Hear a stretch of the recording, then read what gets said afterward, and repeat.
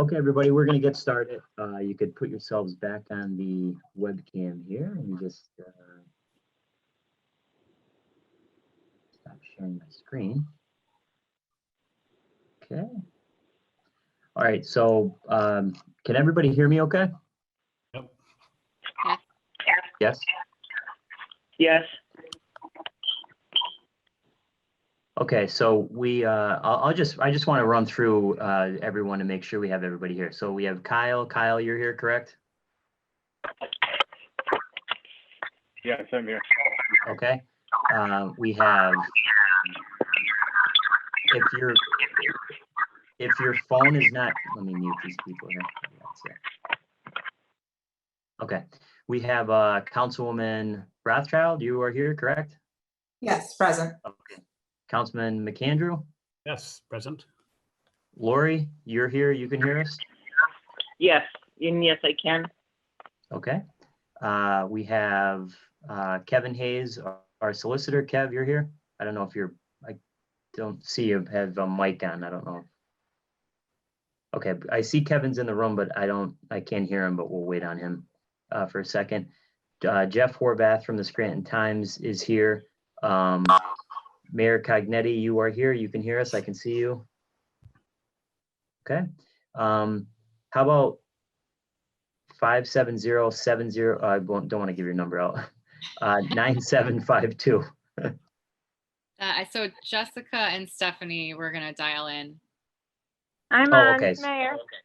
City Solicitor Jessica Eskra. Okay, let me just rename you here so I have you. I'm assuming the other number is Stephanie Pisco, correct? 780, yeah. Okay.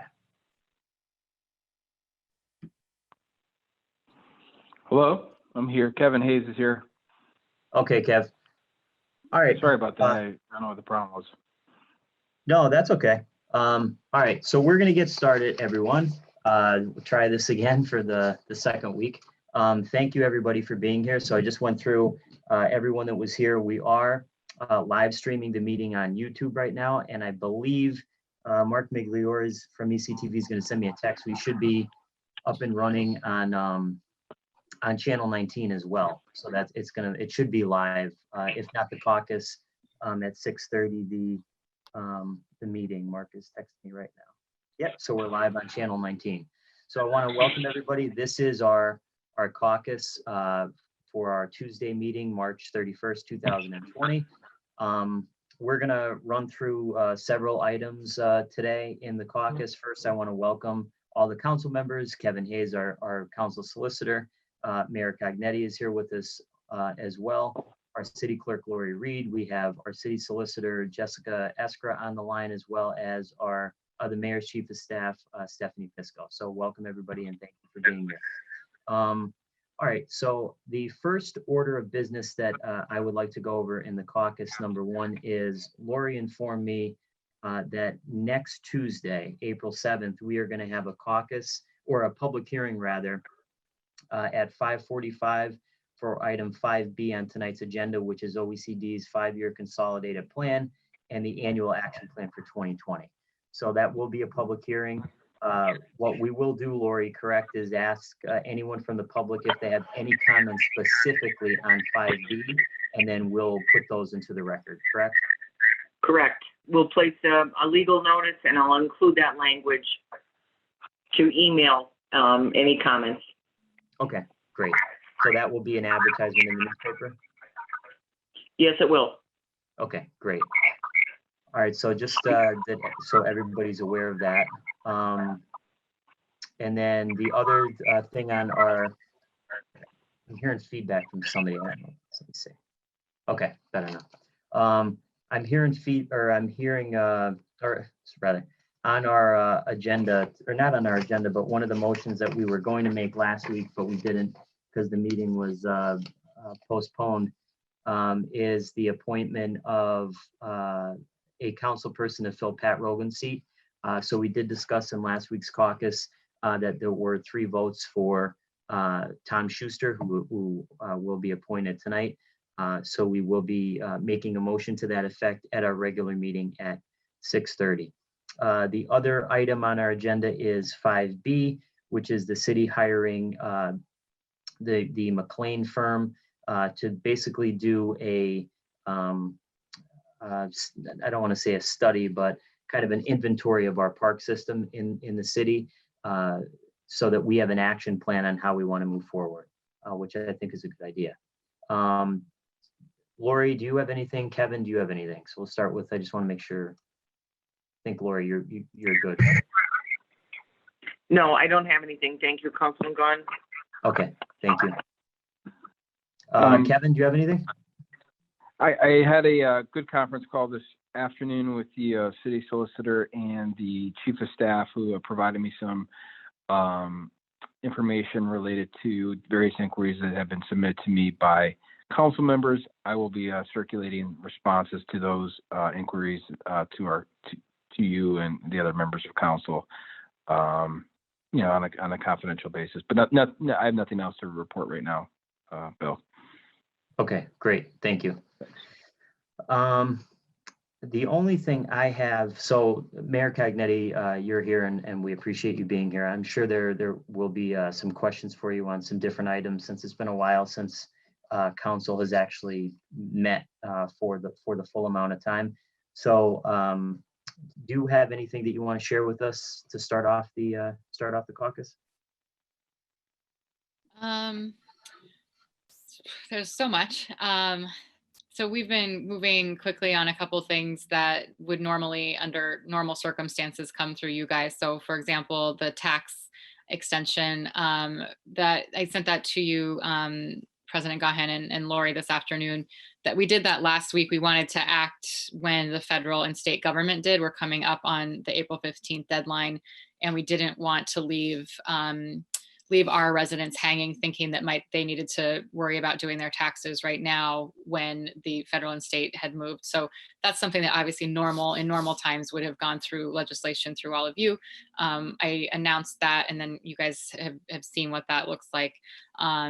So that's something in this crisis that normally would have come through you that we needed to move quickly on. I know that the school board tabled that last night, so we need to get with the school district and make sure that ask them to consider acting along with us in that way, because we really need to be able to give taxpayers that breather that is meant for this. Of course, if you can pay your taxes, fantastic, but it's meant to be a relief. So I'm hoping that they'll act in line with the federal and state guidance as well. So that would be, I think that's, you guys can let me know. And that piece of it is probably the most obvious example of something that usually council would be right there in with the legislative process with us. Other than that, I don't think that we have had to really do, aside from the obvious with furloughs, in terms of budget cuts and things like that, we haven't. Different than the furlough process, we're not starting paving projects. We're not painting the crosswalks like we wanted to as soon as spring broke, those types of things. So that we're it's not that we're making cuts by not starting projects, which is a little bit different than actively cutting or stopping things happening. So those things we're still looking at that. Those things are still going through, but not anything. I mean, we need to make a list and get to you guys what our thoughts are in terms of those things. We just have not had time to do that yet, and would also ask for your input. Are there things that you guys Councilman Donahue and Gaughan, you guys last year were a part of this budget process. I think when we take a deep breath, maybe hopefully in the next couple of days, maybe we can be able to do this. Maybe on Friday, maybe we could go through some of the budget together and think through ways that we can be saving money and saving ourselves as we really look down the path of this next few months, this year, and even into 2021. Revenues are going to be down in so many ways, and so what are the things that we can live without? We'd like to involve you in that. Haven't quite gotten to all of that yet. in terms of the emergency management, you saw I appointed Al Lucas, and that'll we won't have a physical swearing in for some time, but I'm excited that he's officially the fire chief now. He's one of my first things that I did in office was appoint him to be emergency coordinator, and he just, I think just a week ago, got the official letter from Governor Wolf that he is that, and we are very lucky that he was appointed that when he was, and that we've had him with us. So he and I were on a call with emergency coordinators throughout the region just an hour, 2 hours ago, and he's done a really good job there. So we're in good hands there, and we're lucky to have him. I know that there's been some. I don't even know what to say, some upset folks about the plan that Chief Lucas has put in place to mitigate COVID-19 from spreading throughout the fire department. His plan is based with the safety of his men and women in mind, and with the safety of the public and the rest of the first responders and the healthcare workers in mind. So that's a very, very carefully crafted plan that he had been working on for a very long time before. The elements of that plan, most of them are not actually new. The types of things that he's implemented are in terms of using his firefighters in an efficient manner, not having them overlap. That the way that he's doing that is not anything that's actually new to the city. So anything on that front, to the extent that it's become a labor issue, that's something that our labor council, Bob Ufberg, is dealing with, and we're working on that. Okay, I know we'll go around the room here if anyone has questions. Thank you for the update. So just to start on the fire chief, I've known Al Lucas now for a while. I think he is going to be a great fire chief. I think he's doing a good job. Now, we talked earlier today about the salary. In the newspaper, it was reported that the salary was, I think, $95,000 some odd dollars. But in the budget, it's budgeted for I think 84,000. So can you just speak to how it went from 84,000 to 95? Yeah. So 95 is what Al Lucas has been receiving as deputy. So he's not getting a raise. So just to make that clear, we're not giving him a raise. He's not taking a raise, during this time of, tight budgets.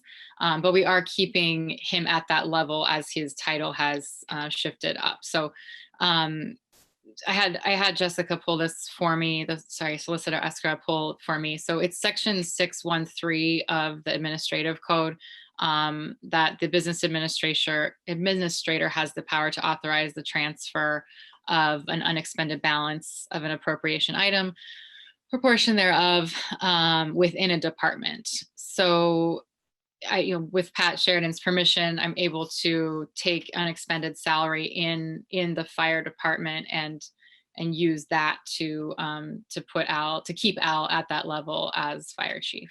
So it's up to the administration to be able to do that. And again, he doesn't have a raise coming to him. He's staying steady state in terms of his income.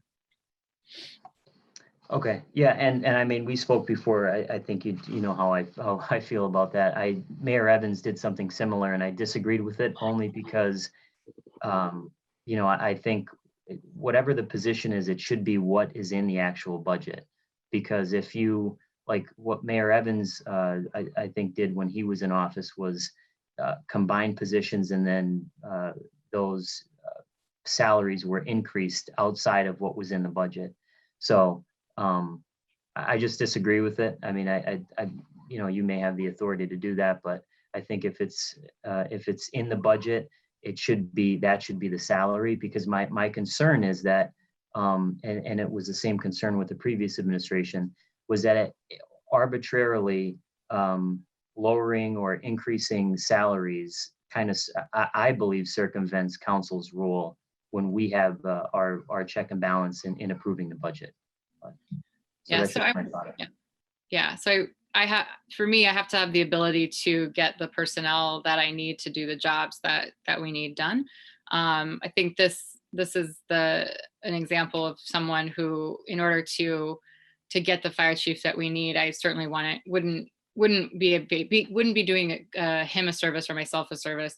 I think I would potentially not be able to have the fire chief I need by my side during this time if I wasn't able to keep him at that pay rate. So I do think it is the purview of the mayor on this, but it's certainly not something that I will abuse.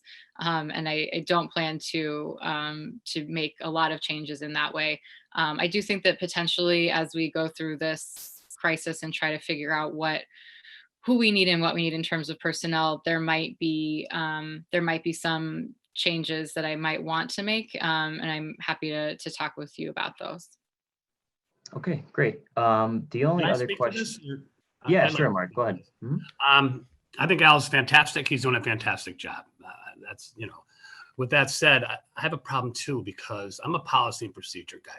So I know there was a posting. He's well deserving of the position. And it's nothing personal, but there was a posting. I believe that there was 9 applicants. None of them were interviewed, which, at least we should have went through that process. But my problem is also the salary's budgeted for $84,728. And I understand where you're coming from, saying, you're going to maintain the salary he has. It's not necessarily a raise, but it kind of is, because when you leave a union position, and you take on a management position, it's in the budget. So, that's a choice that I think someone has to make. And making that choice would be, accepting the money that's budgeted. And in light of also, because, we furloughed some people here, and, because we're trying to save money because of potential losses of revenue stream coming down the pike. And then all of a sudden, a budgeted position is $11,000 more. So, it's nothing personal. I understand where you're coming from, but I'm stepping back and looking at the whole picture as a taxpayer. And it just concerns me I'm just not happy with it, to be honest with you. So two things.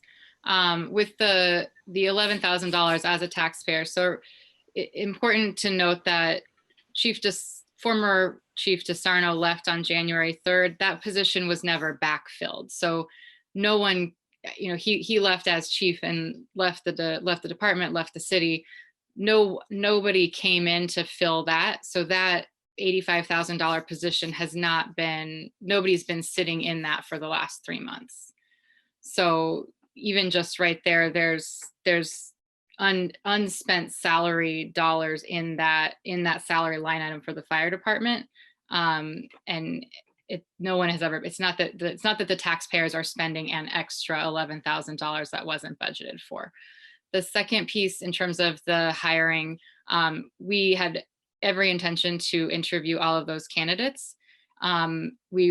Something on my to-do list, on our to-do list, the week probably the week of March 10th, I think it was to schedule those interviews. And when it became clear that this was going to be a huge crisis, I knew that I needed Al as my fire chief, and he already, was acting that, and my emergency coordinator, but I needed to keep him. I needed to make that official. So the hiring process did get derailed for that reason. But like everything we're talking about, this just isn't normal times. So I hear you though on that. I definitely hear you. I did ask Stephanie to reach out to those applicants, that if the crisis hadn't hit us, we would have done a full interview process. But right now, Chief Lucas is invaluable to us.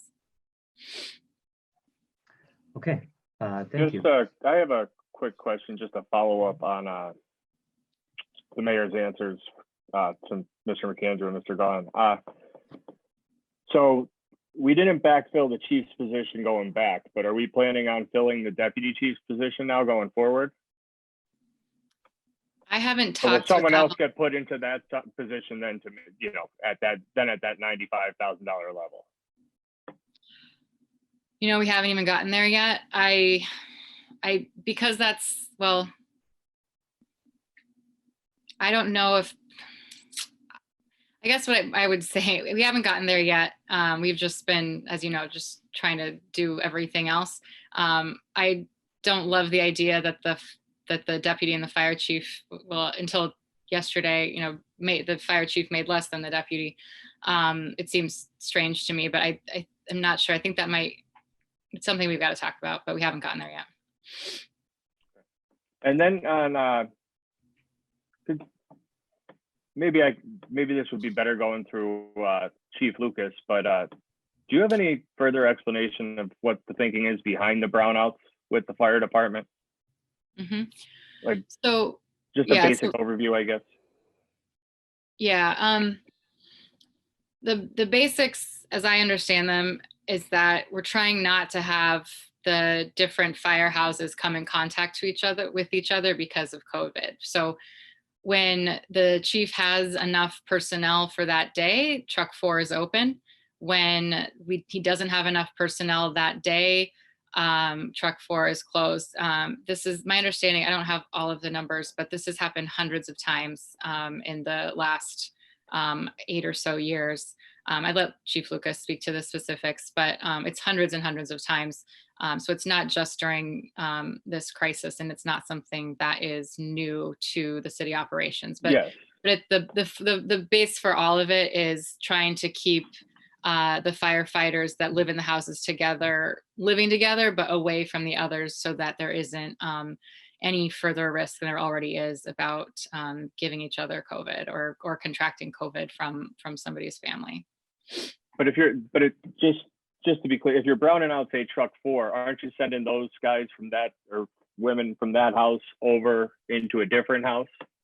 So my understanding is that truck 4 is always is staffed with personnel from the other houses. So there's no laying off or furloughing of any of the fire personnel. I think that's something that's out there in the world that's simply not true. We haven't furloughed any firefighters. There are no firefighters that are off the job right now. Yeah, well, because my main concern then is, cross house contamination, like you brought up. So, if we're sending one from truck 4, somewhere else, like, is that contributing to that cross contamination then? I'm probably missing a piece of this that I'm not explaining very well, and that's my fault. Chief Lucas would speak better to this, but okay. He's got it all laid out so that to the best of his ability, there isn't cross contamination, but people are not furloughed. I know that people are saying, tell Mayor Cognetti to keep our firefighters employed. Like they are all fully employed. There's been no furloughs in the fire department. Okay, great. Thank you. Can I touch base on this? So let me understand this. So, and I know where Kyle's coming from. So if you're going to close a firehouse, the employees or the firefighters that work there are going to have to go somewhere else. So, I mean, I understand the plan that they don't want to cross contaminate shifts, but I know that the union, they have a plan to resolve this or work with this. I just don't know, because I spoke to you last week. I don't know if any dialogue has taken place, and that's my only concern. I mean, because I know there's with regards to, there can be reimbursement because of the Stafford Act, but I don't know if the communication is occurring, and I just hope it is, and the dialogue is established where you guys can meet somewhere in the middle, because I know the furlough process is part of the directive that came from, or indirectly came from the governor. But what also came from the governor is, the essential personnel, or meaning firefighters, police, first responders, I mean, need to be in place.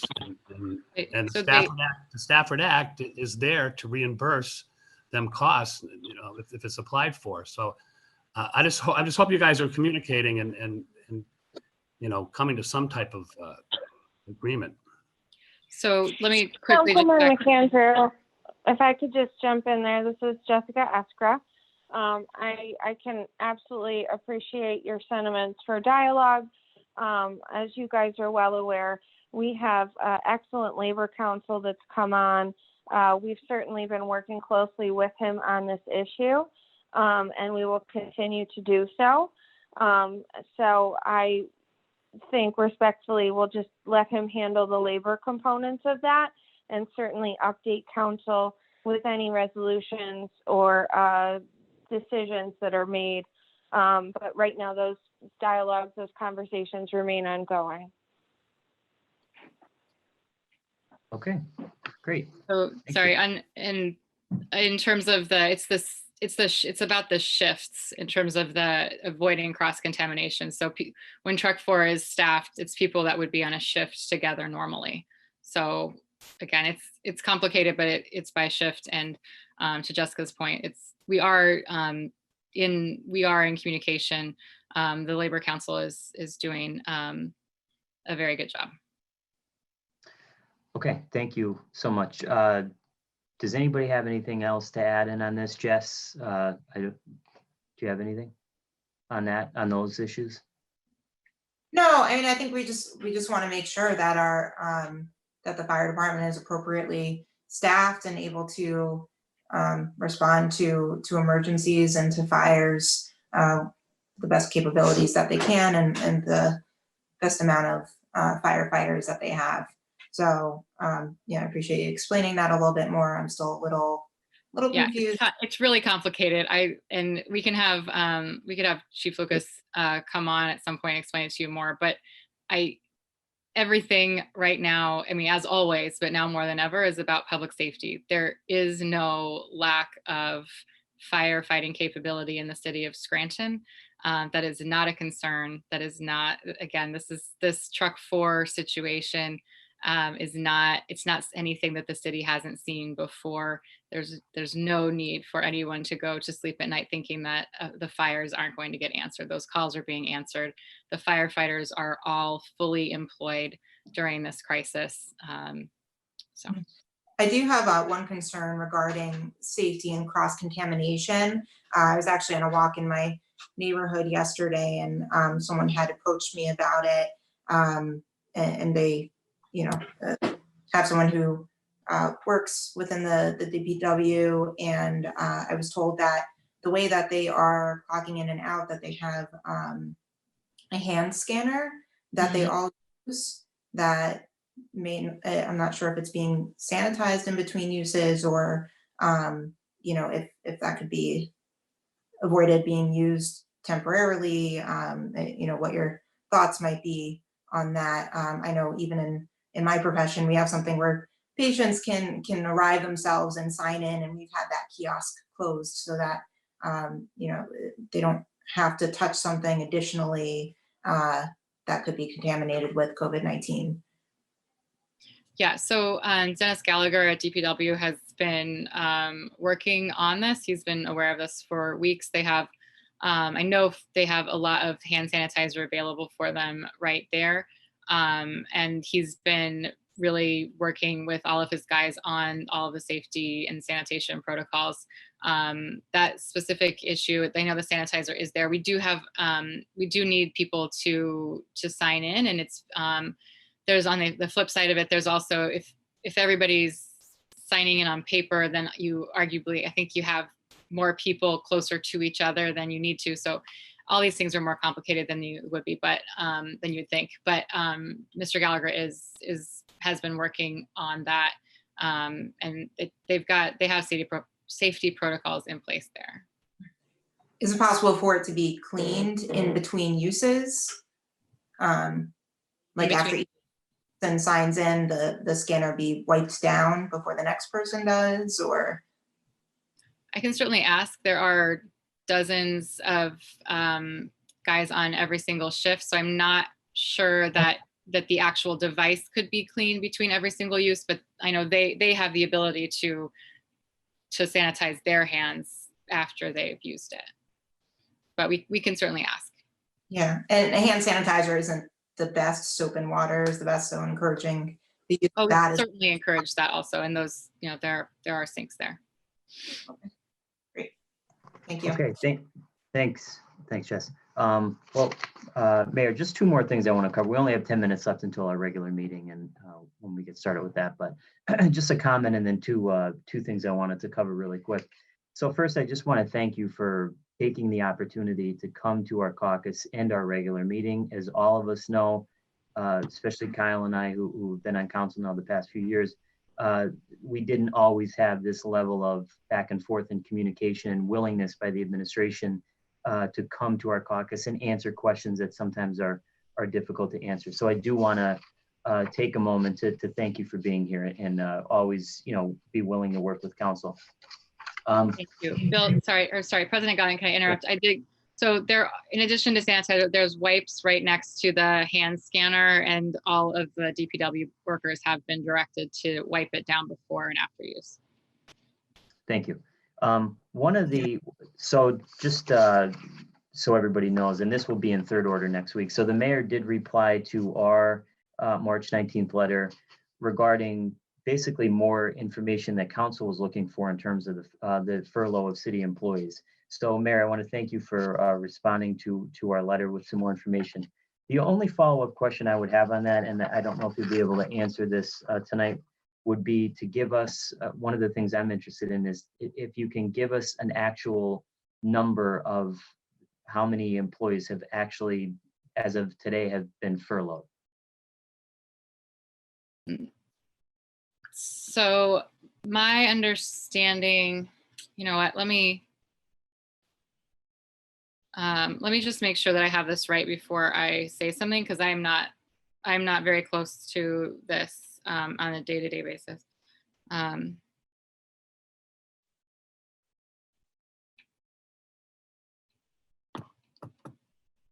me just ask. So the number has been set. Has been fluctuating in different ways. There are a couple of people that we have asked to come back.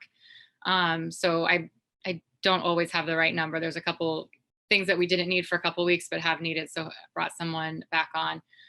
So I want to make sure that's there. And I want to also preface with the fact that some of the quote unquote furloughs include lifeguards and, part-time work, not full-time employees of the city. So I might need to get back to you guys on that specific number. I'm not sure if I'll have it in the next few minutes. Yeah, Okay. Mayor, if I could just jump in there and to the Council President Gaughan and the other council people, I think as the situation evolves, obviously there's labor implications. There's some items we need to firm up and finalize. And I think as soon as we are able to do so, I believe the mayor will be happy to provide you with those figures. But right now, I think that remains to be resolved officially and formally. And I don't want to have any premature disclosures to you that might be inaccurate. We want to give you good, hard numbers when we're able to. So we appreciate your patience on that. Okay, sure. Thank you. And then the second thing on that is, Mayor, if you can give us an update. Well, one of the things I want to mention briefly is, so we've been collecting comments from the public that we will enter into the record tonight. And we've received several comments, obviously, from city employees who are concerned, like many other people throughout the Commonwealth and throughout the country who have been furloughed or have lost their jobs. But one of the common themes in the comments that we're getting from city employees, at least, is the health insurance aspect. So from what we learned from the letter that you had sent, they'll have health insurance at least until April 30th. Can you speak to anything else as it pertains to that? Yeah, so April 30th is the farthest we can commit right now, and we're continuing to evaluate what's possible and looking especially at federal and state relief that might be coming down the way, and trying to use that evolving data and information to impact that decision. Okay, and would you be able to also give us an update? One of the items that I know has been a struggle for you guys and was a struggle for the previous administration under Wayne Evans as well was the HR department and trying to find an HR director. So council has received some information, and I know we talked earlier today about the fact that there is not an official HR director, but someone who has been contracted to do that work. So can you fill us in on that? Yeah, so as you all know, we sent out a notice, hiring notice for an HR director in January, and unfortunately just haven't found the right fit for that position.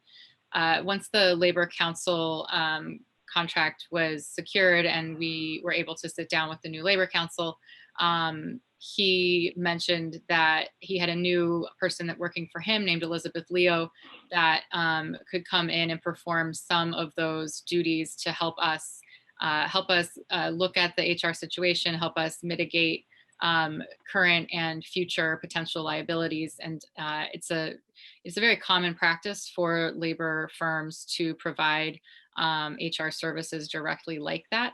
So that was something that we were planning on doing through the labor contract. I believe that Ms. Leo was going to start that very week of, I think it was March 10th. And then everything hit. So we were very fortunate. The city is very fortunate that we had that resource there to be able to help us with this. I don't know how we would be able to do any of this, furloughs or no furloughs, without her. Both Elizabeth in an HR capacity working with the Labor Council has been just extremely, extremely important for us. The fact that she knows is part of the labor firm has actually been more efficient for us, I think, than even if we had an HR director that was meeting the labor firm for the first time. So we've been very lucky there. Her contract again, or her billable hours will go through the professional services contract. I have a quick question. All right, so she's not technically our employee. She works for Labor Council. She's involved in the furlough process, looking at files, employee files, checking, I guess, seniority, but not as an employee, so that scares me. What also scares me is, the furlough process, there's probably going to be grievances. So when these are grieved and it goes to arbitration, Uffberg will be defending the city during this process. And it just seems, I don't know, I'm stepping back and take a look at things. It seems like it's a little conflict where we have an HR person who's not an employee of the city involved in the furlough process. And then on the back end, when grievances arrive, she's going to be involved in defending them. I have trouble wrapping my head around this. I hope you understand where I'm coming from. So the city, so that would be the same whether it was an HR director working in my cabinet or somebody who's working with the labor firm. That person would be performing the same duties and looking at the same information. So if in fact at some point there are grievances relative to these furloughs, Labor Council will be involved, the HR director will be involved. There's no conflict there that I see. Okay, thanks. I also, I agree with Mark that, there at least is, there could possibly be a conflict there. But the other problem I have though with this is, number one, it wasn't within the scope of the RFP that was put out for Labor Council. And then two, it's not within the scope of the contract that we have for Labor Council. So we're effectively privatizing a, city department without council's approval. Not privatizing a department. We are still looking for an HR director. If we can find one, we will absolutely hire that person. This is an interim solution that has had a lot more work to be done given the COVID crisis than we were, of course, originally anticipating. We are very much still looking to hire a full-time HR director. I still am not understanding the conflict piece that you guys are talking about. The city will defend, the Labor Council will defend the city in any grievance process with employees. So if there were an issue potentially with the clerical union, it would be Labor Council that would be defending the city on that. So I'm just not clear on that question. I think what might be beneficial to the council, if you all would be receptive to this, would be a caucus session with our Labor Council to discuss roles and contracting in greater detail. I think additionally something to be mindful of and that you might want to check with your solicitor on is the Pennsylvania Emergency Management Services Code, state statute that gives us some additional authorities to contract out again, I think as the mayor pointed out, the timing of this could not have been more inconvenient given the pandemic. And so it was really critical for the city to get someone in as soon as possible, given the multitude of labor implications. And I think I'm pretty confident I can speak on behalf of Berg and Associates that they would be more than happy to entertain your questions in greater detail at a later date, because this is a complex issue. Okay, thank you so much. I don't want to cut this off, but we only have a minute until the regular meeting. So Mayor, you're going to stick around for our regular meeting, I think? Yes, correct? please. Okay, great. So thank you so much for all that information. We're going to get started here as soon as it hits 6:30. I think, Lori, we still have Lori on the line? Yes, Lori, I'm still here. Okay, and I want to make sure Kathy Carrera, Kathy, are you on with us? I think if you hit *6, you can unmute yourself, Kathy. See if that works. Okay, I'm here. Okay, thanks, Kathy.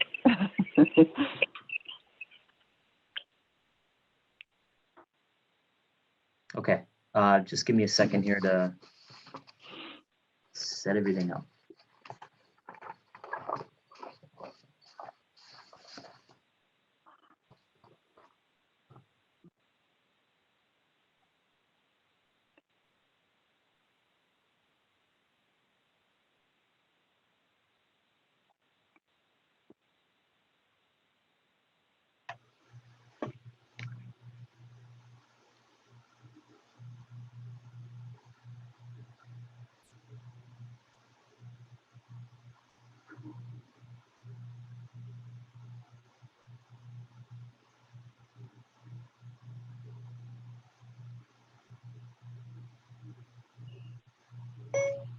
How do I know if I am on mute? Question mark.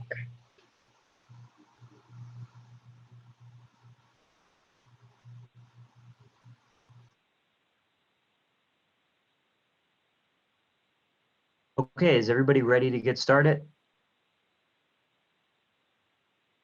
Yes, sir. Yes. Yep.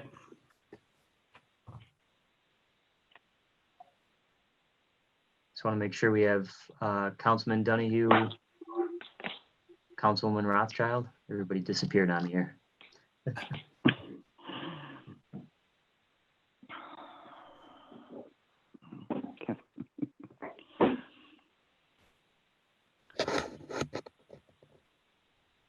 I'm just waiting on Councilwoman Rothchild, and then we're going to get started. No, there she is. Okay. Okay, if everybody would please stand for the Pledge of Allegiance, we'll call this meeting to order, and just give me 1 second because I want to pull up the American flag here. I've got mine. Okay, I pledge allegiance to the flag Allegiance of the to the United flag States of of the America United States of America and to and the to the republic republic for which it stands, for which it stands, One nation. one nation under God, indivisible, indivisible, with with liberty and justice for all. Okay, please remain standing for a moment of silent reflection for our servicemen and women throughout the world, and also for those who have passed away in our community, especially Father Joseph Sika. And I'd also like us to take a special moment of silence tonight as well for people throughout the world who have fallen ill with the coronavirus, those who have tragically passed away in our community, in the state of Pennsylvania, in the United States of America, and in the world. Let us think about them and their families at this time, that they may find peace. Let us also take a moment of silence to think about the doctors, the nurses, the researchers, and all medical professionals and first responders who seek to heal and help those affected and who put themselves at risk in the process. May they find protection and peace. Whether we are here at home or abroad, surrounded by many people suffering from this illness or only a few, let us stick together, let us endure together, let us mourn together, persist and prepare together. And in place of our anxiety, let us continue to hope and find peace.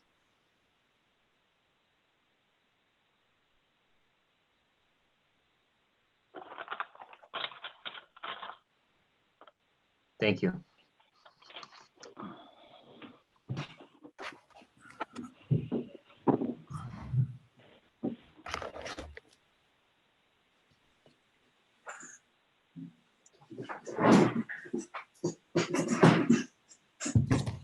Okay, Ms. Carrera, roll call, please. Mr. McAndrew, Present. Dr. Rothchild, Present. Mr. Donahue, Here. Mr. Gaughan. Present. Thank you, Ms. Carrera. Mrs. Reed, could you please dispense with the reading of the minutes at this time?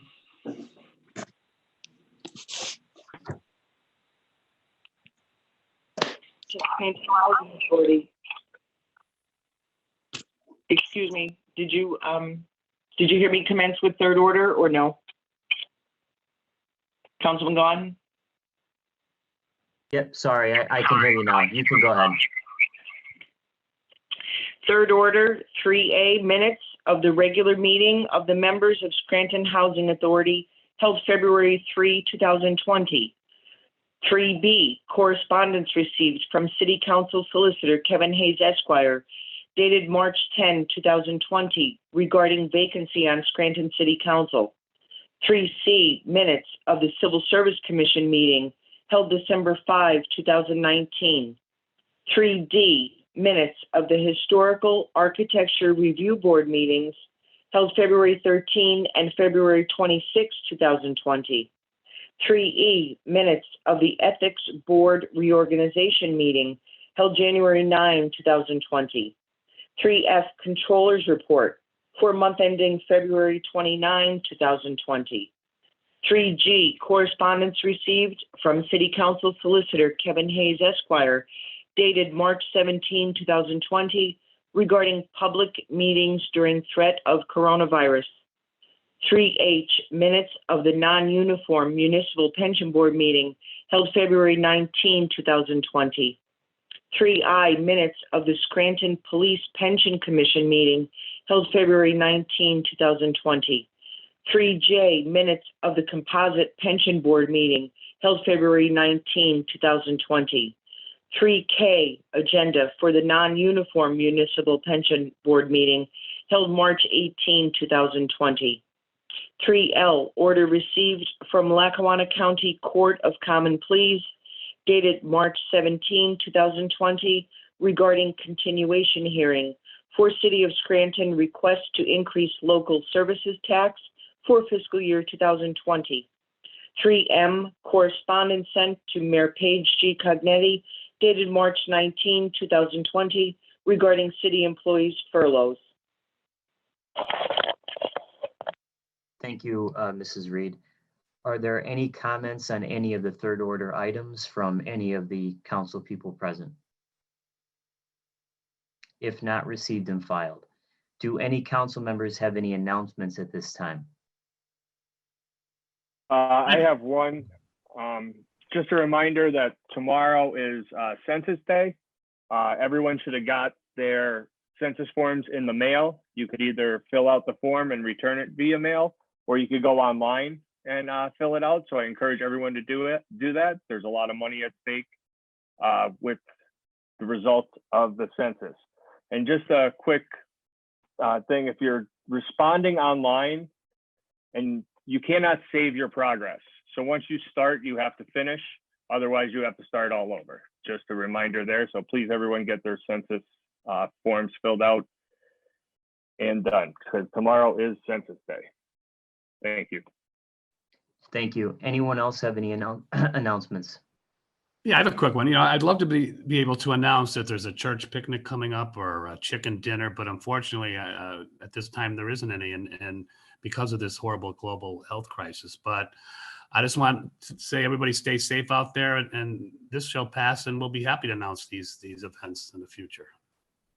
Thank you. Thank you. I have two announcements. First, as I mentioned at the top of the caucus, a public hearing will be held next Tuesday, April 7th at 5:45 p.m. for item 5B on tonight's agenda. It is the Office of Economic and Community Development's 5-year consolidated plan and annual action plan for 2020.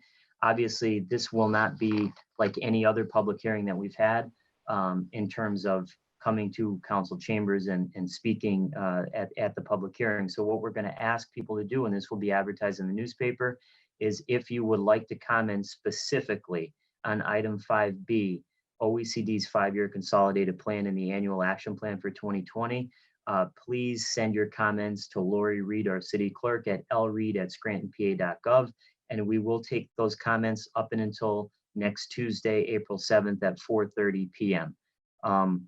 Usually when we have those type of public hearings for the 5-year consolidated plan, we receive many comments from the head of the Women's Resource Center, a lot of the recipients of our grant funding. So we would encourage those people who would usually come to our meetings to submit their comments in writing to us, and we will include those in the official record of the council. The second announcement I have is if there are any groups or organizations offering any free services or assistance to someone in need during this national emergency, and you would like to have that information available on ECTV, you can email chrisectv@gmail.com. The wording of your email is exactly what they will publish. So if you have anything, any groups or organizations that you're offering free services, make sure you get that to chrisectv@gmail.com. The last announcement I'd like to make is our meeting right now is live streaming on YouTube. Not sure how many people we have watching, but it's also because of the work, and I want to personally thank Mark Migliori and Chris Bolton from ECTV. Because of their work, we're also streaming this live on ECTV channel 19 as well. So we are making every effort to get this out to the public, to have the public involved, even though obviously these are unprecedented times. And those are all the announcements that I have. Mrs. Reed?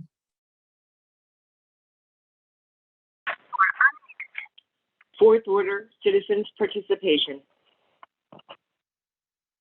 Thank you, Lori. At this time, I would like to make a motion that City Council officially accepts and places the comments received from the following individuals into our official record to be fully included in our minutes. And those people are Norma Jeffries, Gary Colvin, Thomas Coyne, Patricia Nestor, Mara Puglisi, Andrew Starker, Sammy Narwich, Maggie Perry, Jeannie Davidson, and Daria Vogel. Daria Vogel, there's been a motion. Is there a second? Second. On the question? On the question, so Mrs. Reed, our city clerk, has been keeping a tally of all the public comment that we get. So we've been asking the public to send their comments into Lori Reed at lreed@scrantonpa.gov. We did receive comments from those people that I just mentioned. We are reviewing these comments. We are taking anything anybody sends us from the public, we are obviously taking very seriously. There are some people who just simply wanted to get their thoughts to the council, which is great. And they wanted to comment on the crisis going on or something related to city business. There are also some people who have posed very specific questions to the council. We have those email addresses of the people who did pose specific questions, and we will, over the next few days, take the time to try as best we can to get answers to those questions. We will get in contact with those people, and we'll make sure at our public meeting that we announce the fact that we did get answers to those questions or those concerns that people had. Okay. Anyone else on the question? Okay, all those in favor signify by saying aye. Aye. Aye. Opposed? The ayes have it, and so moved. And we're going to go back to Mrs. Reed now. Mrs. Reed? Fifth order, 5A motions. Thank you, Mrs. Reed. I'd like to make a motion to nominate a person to fill the position vacated by former Scranton City Councilman Pat Rogan to serve for the remainder of this year and all of next year, 2021, with said terms scheduled to expire at 12 noon on January 3rd, 2022. A motion has been made to fill the position vacated by former Scranton City Councilman Pat Rogan. Is there a second? Second. This motion is simply to place the nomination on the table. All those in favor of introduction signify by saying aye. Aye. Aye. Aye. Opposed? The ayes have it and so moved. I make a motion to nominate Thomas Schuster to fill the unexpired term of former Scranton City Councilman Pat Rogan for the remainder of this year and all of next year, 2021, with said term scheduled to expire at 12 noon on January 3rd, 2022. Second. On the question? Yes, on the question, I just wanted to reiterate some of the concerns that I had for this appointment of Mr. Schuster. And although I do know that he is certainly capable because of his position on school board, I'm opposed to his appointment. I feel that it'll be detrimental to the school board. I think that we had other qualified candidates that would be well suited for the position as well. So for those reasons, I think that I'm opposed. Thank you. Thank you. Anyone else on the question?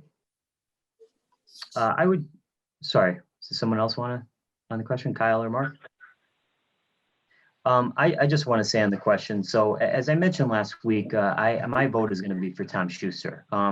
As the other council members sat in on the interviews a few weeks ago on Saturday, I thought everyone did a good job, and it was a difficult choice. It was not an easy decision by any means. I thought all 6 people did very well, but the city, in my opinion, faces some very unique challenges. And after listening to the interviews and looking at everybody's resume, it was my belief that Mr. Schuster is the best equipped at this time to help this city council address them.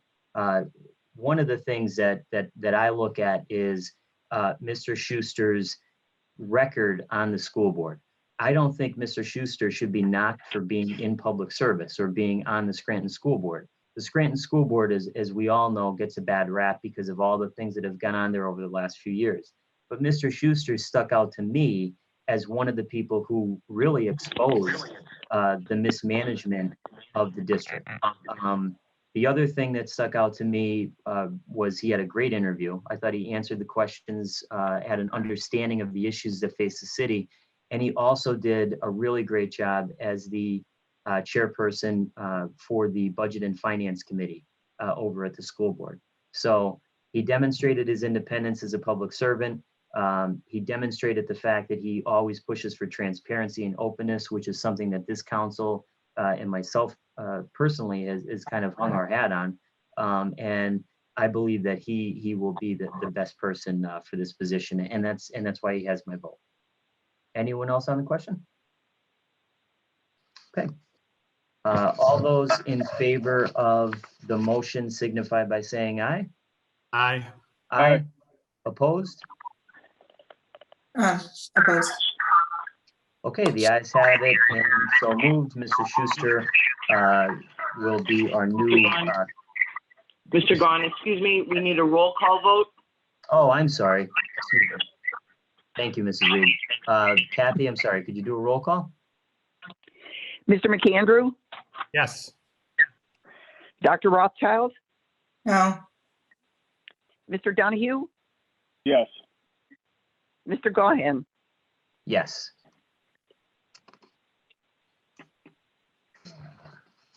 Okay, let's see.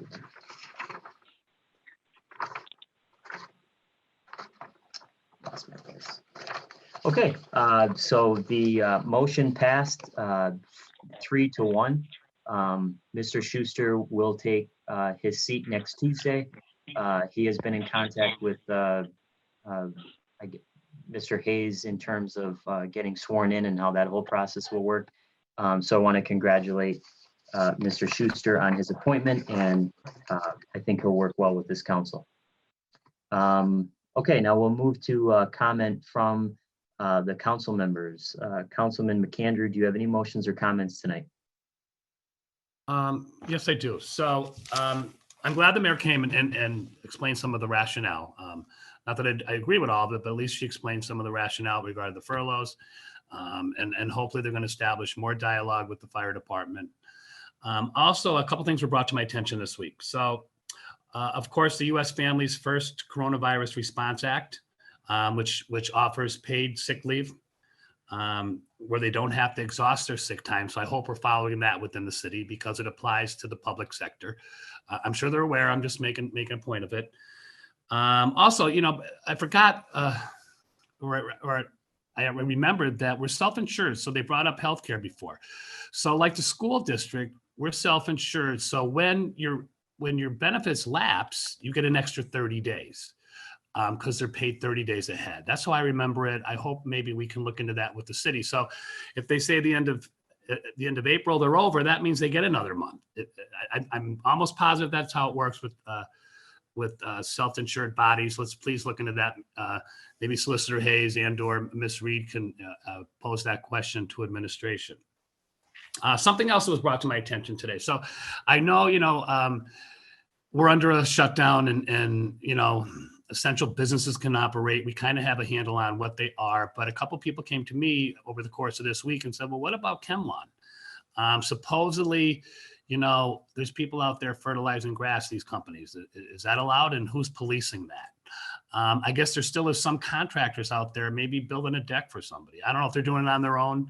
I'm sure that would be okay. It's your house, it's your property, it's your deck. But I believe that some of this is occurring only because it's been brought to my attention, and I'm just passing it forward. Where are we at? Who's supposed to police that? Who enforces that? I think we need to look into that. And is there a vehicle to report this? I know maybe report certain issues with lips, but who reports or where to report someone that's maybe violating the shutdown? You know what I'm talking about. So thank you. If someone could look into that for me too, please. Is it possible to answer that? I don't want to go out of turn. No, you know what I was going to do? I actually, no, that's okay, Mark. Mark, do you have anything else? No, but please answer it. I'm glad you're still here, Mayor. Sorry, I'm sorry. No, that's okay. So what I'd like to do, what I should have done is in fourth order, Mayor, I was going to give you the opportunity to speak. So if you don't mind, we'll run through everyone's comments, and then at the end of the meeting, when we ask for any further business, if you wouldn't mind addressing that, that would be great, if you can. Okay, I appreciate it. And now, Dr. Rothchild, do you have any motions or comments? I don't. I think I would just like to say I think people need to continue to stay home and adhere to the orders that Lackawanna County was given by the governor. It's really important that we try to flatten the curve for coronavirus. There are a lot of vulnerable people out there that we need to protect. But then there are a lot of us who, it could be me. I could easily die from it too. There's plenty of young people without health issues that are really suffering from this condition. So it is really important that you're just going out for the essentials. I believe, and this might answer part of Councilman McAndrew's concern too. I think the state police are enforcing those rules. And just take extra precautions if you are going to the grocery stores. I've still been seeing people on the stores with, children or older parents with them. So try to go alone if you are going shopping or to use delivery services. Thank you. Okay, great. Thank you, Dr. Rothchild. And Councilman Donahue, do you have any motions or comments? I'd just like to acknowledge first and foremost our doctors, our nurses, our healthcare professionals, our police, fire, public works employees, grocery pharmacy store employees, and anyone else that continues to show up to work every day and provide necessary life-sustaining services. under the current cloud of uncertainty. I think they deserve a huge debt of gratitude for their courage and heroism, and really just want to say thank you for all you do. And that's all I have. And I just urge everyone to stay home, practice safe social distancing. To be quite honest, this is going to get worse before it gets better, but I think we'll get through it, and we'll get through it together. And that's all I have for right now. Okay, thank you. I just have a few comments. First, I was going to do this last week before we were interrupted, but I want to thank our city clerk, Lori Reed, Kathy Carrera, who does a great job in our office, Kevin Hayes, our solicitor, all of the council members for trying the best that we can to work through these difficult circumstances to ensure that we still have public meetings.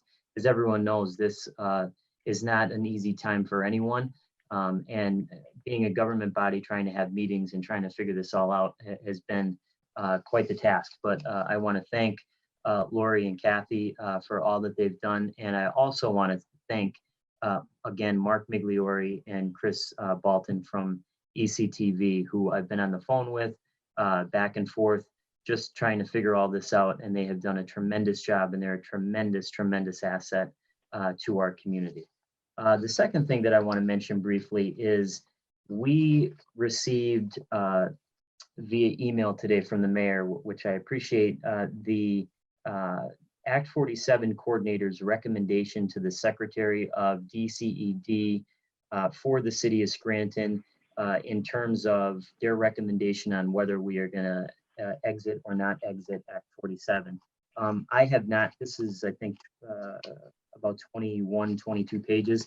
I have not had the opportunity, obviously, because we just received, I think everyone just received it late this afternoon.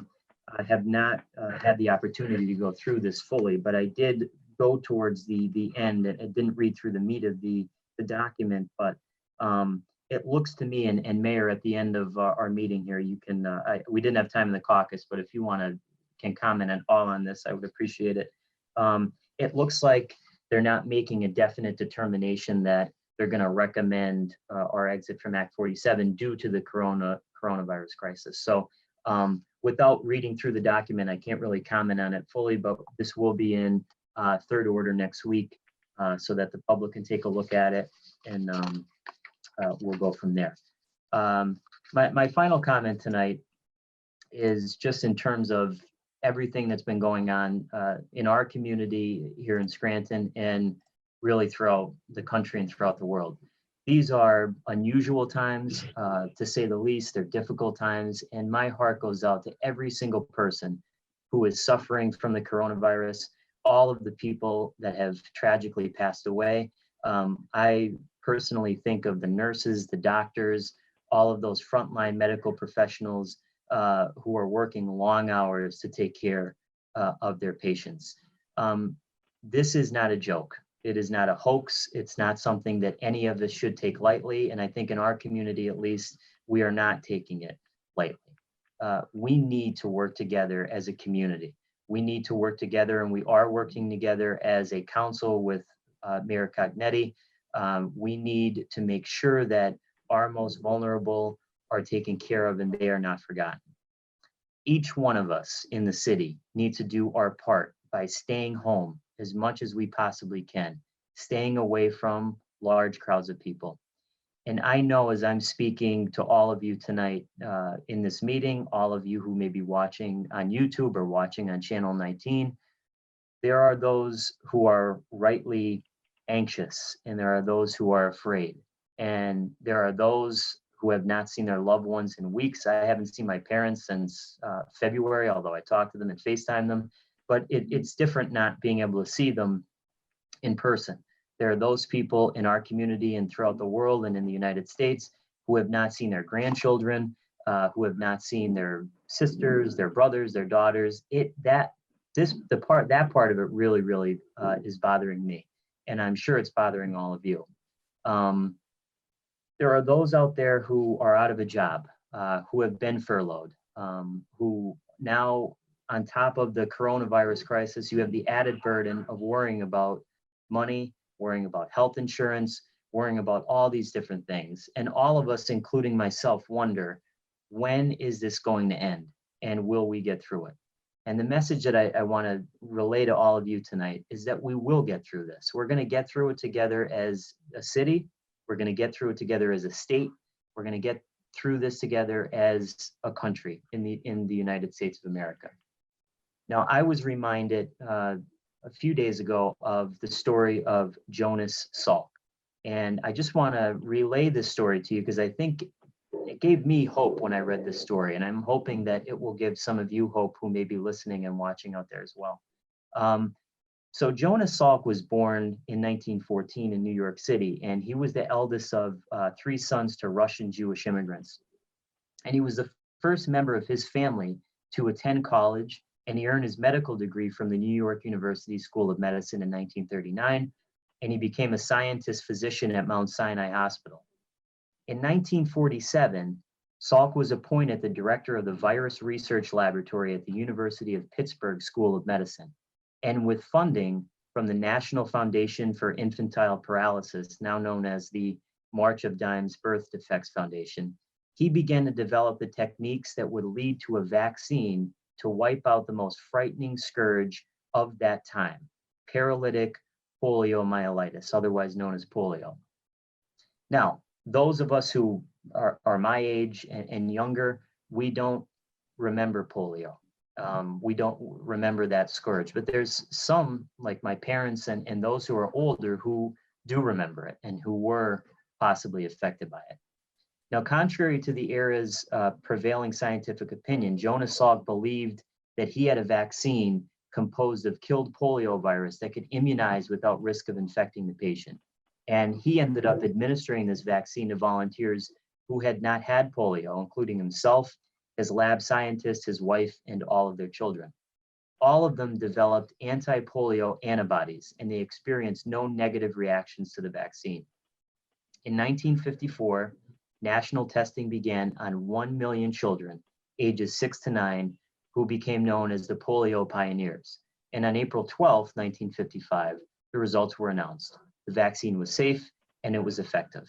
In the 2 years before the vaccine was widely available, the average number of cases of polio in the United States was more than 45,000 people.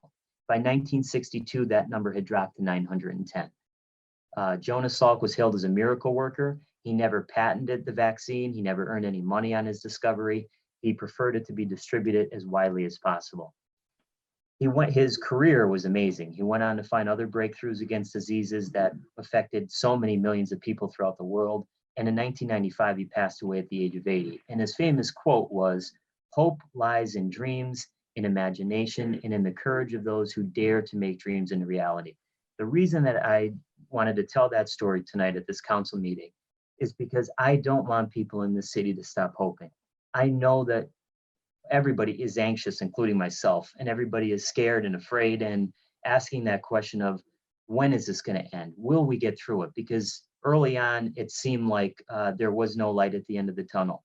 There is light at the end of the tunnel. We have some of the best scientists and researchers in the world. We have every scientist and researcher in the world working on this day and night. So my message to you tonight is, let's not stop fighting. Let's not stop hoping. Let's not stop believing. Let's continue to work together as a community, as a country, and as a world, and we will beat this virus eventually, and we will get back to our normal lives. We'll be able to visit with our parents and grandparents, and I think we'll be a stronger and a better community for that. And that is all I have for tonight. Great job, Bill. Thanks. Now, I would usually say if there's no further business, but I want to turn it over to Mayor Cognetti now. Mayor, if you want to address any of the issues that came up. Oh, I think you're still muted.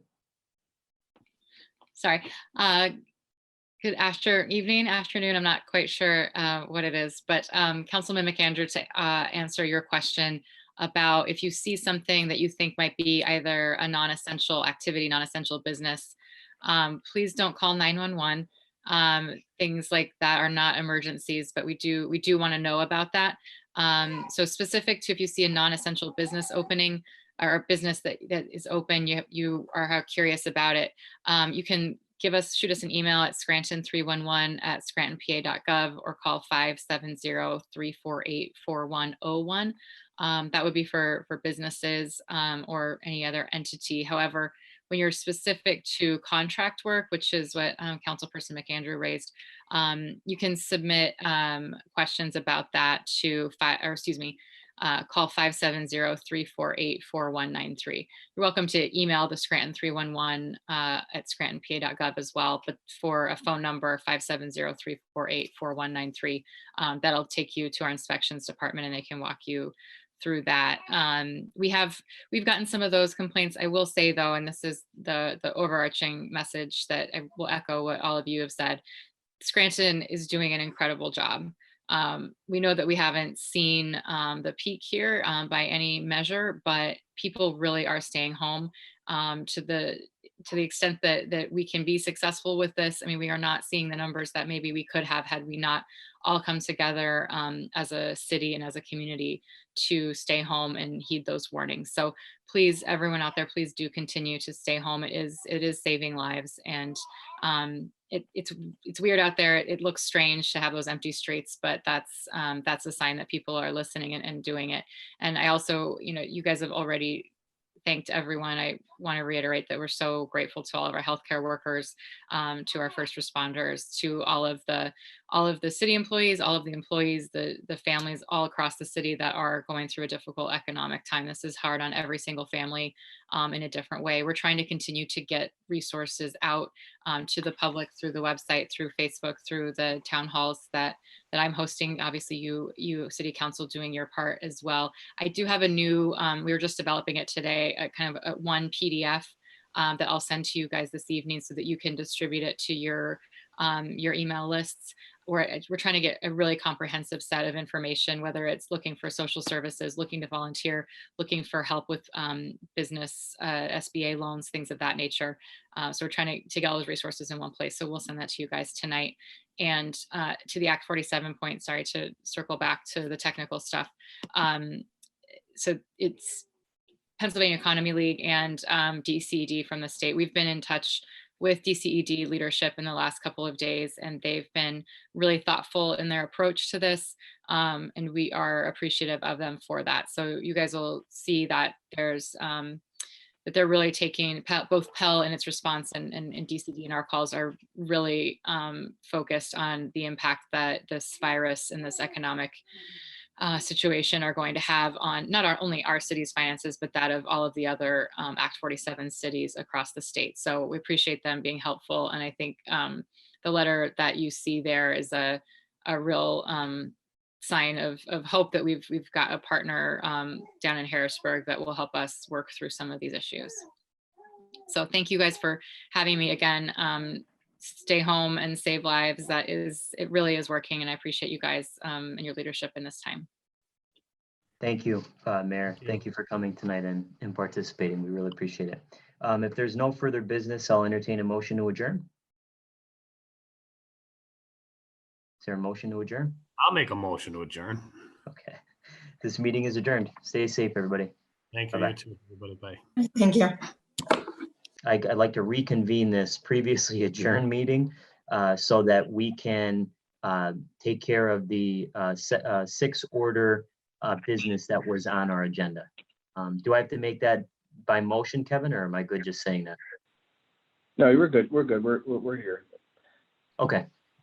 So I just want to apologize. I accidentally. Huh? Why don't we have Kathy just do a roll call one more time? Okay. Kathy, you might doing a roll call to make sure that we have a quorum. And Bill, go ahead. Go ahead, Mr. Kathy. McAndrew? Roll call, please. Present.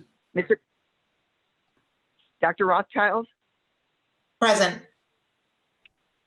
Mr. Donahue? Mr. Donahue? Couldn't hear you, Kyle. Mr. Gaughan? Here, and Kyle Donahue's here. His thing must be muted. Okay, thank you. So I just want to apologize. I accidentally adjourned the meeting before we were voting on all of the sixth order items. Or fifth order items rather. Fifth order items. Yeah, fifth order items, I'm sorry. Now Lori Reed, I don't see her on the call anymore, so I don't know where she went.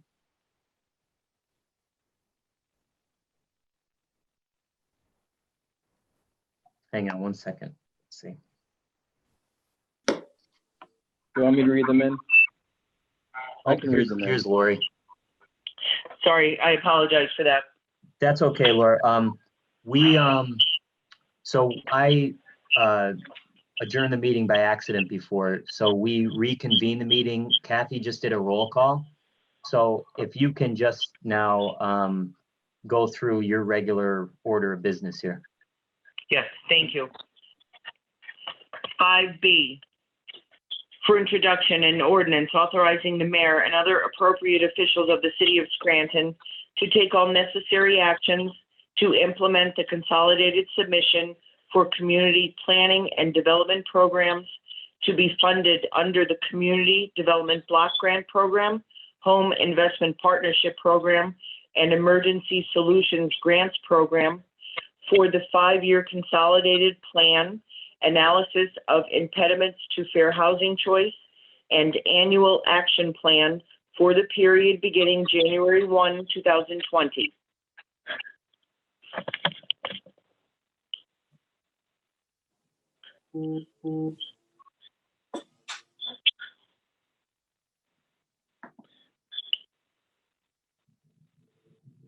Billy, you're muted.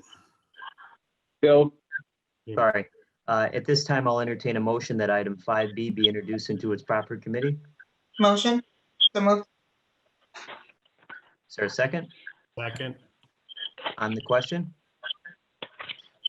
So on the question, I just want to say that, again, we will be having a public hearing next week, so April 7th. So if anyone wants to comment specifically on agenda item 5B, they can send their comments by the end of business 4:30 Tuesday to lreed@scrantonpa.gov, which is our city clerk, Lori Reed. And just for the record, on 5B, we did not receive any comments from the public on this agenda item. And that's all I have. On the question, I would just like to say that this is a really very comprehensive plan. I mean, it's over 230 pages long. There's a lot of great stuff in there. I believe that the goals are really well put for where we want our city to be within the next 5 years with the strategic planning. And I look forward to seeing the public comments on it next week. Okay, great. Anyone else on the question? Okay. All those in favor of introduction signify by saying aye. Aye. Aye. Opposed? The ayes have it and so moved. 5C for introduction, a resolution authorizing the mayor and other appropriate city officials to execute and enter into a contract with Thomas J. McLean and Associates as City of Scranton Project Consultant, Recreation Needs Assessment, and Project Activities for the period December 1, 2019 through November 30, 2024. At this time, I'll entertain a motion that item 5C be introduced into its proper committee. so moved. Is there a second? Second. Second. Okay, on the question? All those in favor of introduction signify by saying aye. Aye. Aye. Anybody opposed? The ayes have it and so moved. 5D for introduction, a resolution accepting a donation of $5,000 from the estate of Rita Buckley Connelly, deceased, to the City of Scranton Fire Department. At this time, I'll entertain a motion that item 5D be introduced into its proper committee. So moved. Second. On the question? All those in favor of introduction signify by saying aye. Aye. Opposed? The ayes have it and so moved. Sixth order, 6A, no business at this time. Seventh order, 7A, no business at this time. Okay, before we adjourn, Lori, just so you know, I recorded this second part of what should have been part of the first meeting.